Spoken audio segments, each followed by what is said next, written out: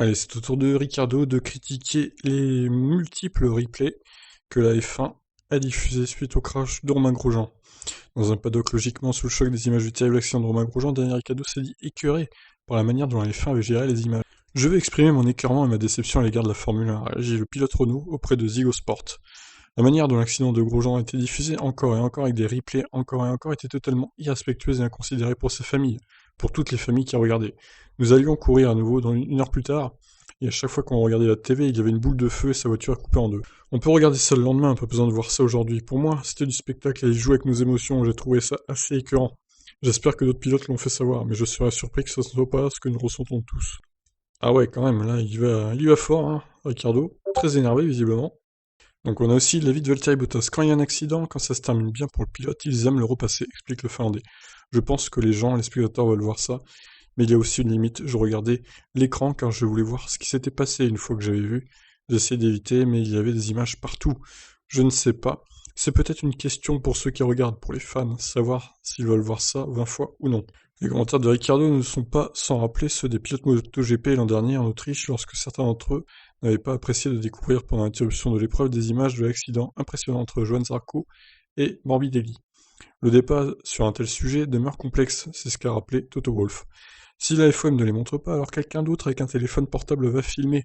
Et il faut être transparent, estime le directeur de Mercedes. Ces images étaient effrayantes, mais si l'on n'est pas transparent, on prend juste le risque de voir quelqu'un d'autre montrer des choses incontrôlées. C'est pas faux, il a pas tort. Un sentiment également partagé par Gunther Steiner. On peut avoir deux avis, mais le mien est que si ça se termine bien, pourquoi ne pas le montrer afin que les gens comprennent, estime le directeur de Haas. C'était horrible, mais tout le monde va bien. C'est ainsi qu'il fallait faire. Tant que ça se termine bien, ça va. Je ne suis pas un expert de télévision, mais selon moi, les bonnes choses ont été montrées. C'était un mauvais accident, mais nous avons eu la chance que tout se termine bien. Sur la manière d'opérer dans un tel cas de figure, la F1 a rappelé qu'un processus très clair était en place pour ne pas faire n'importe quoi avec les images, et qu'il était important de l'utiliser une fois le contexte parfaitement abordé. C'est ce qui a été fait dimanche à Sakhir. Il y a une communication directe entre la direction de course et le centre de diffusion, précise un porte-parole de la F1. Il n'y a pas de diffusion des images avant de savoir que le pilote va bien. La F1 a montré Romain avec l'ambulance, sans son casque et marchant avec de l'aide. Il n'y a pas eu d'image de l'accident avant d'avoir eu la confirmation par la direction de course et la FIA que tout le monde allait bien, pilote, commissaire, médecin, etc. Ensuite, quand ils ont su ça, les images ont été diffusées. Le contexte de ce qu'un téléspectateur voit et entend avec les commentaires est important pour parler de la sécurité de Romain, du halo, des progrès de la FIA et des nouvelles données par le centre médical. Il y a un dialogue constant entre la F1, la FIA et la direction de course, et un bon jugement de la manière dont les téléspectateurs et les familles seront touchés. Ouais, non, la défense de la F1 me paraît...